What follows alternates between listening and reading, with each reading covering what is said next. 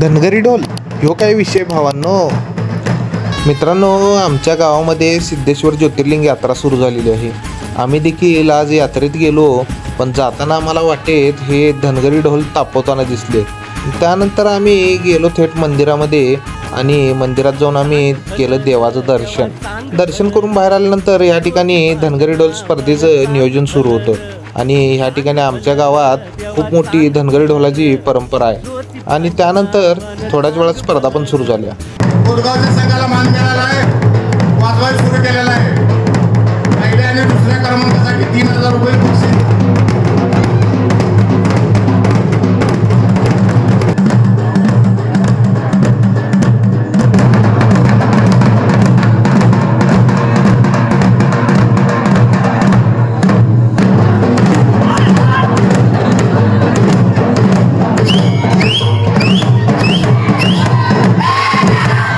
स्पर्धा पाहून झाल्यानंतर आम्ही जरा यात्रेत फिरायला बाहेर पडल्यानंतर आम्हाला बरेच जुने मित्र देखील गाठ पडले जे यात्रेला आले होते.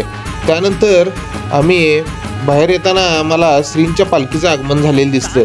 आम्ही देखील या चांदीच्या पालखीचं दर्शन घेतलं. शेवटच्या दिवशी पालखी उत्सव पण जोरात असतोय. कसा वाटला मित्रांनो ब्लॉग नक्की कळवा आणि आमच्या पेजला फॉलो करून जावा.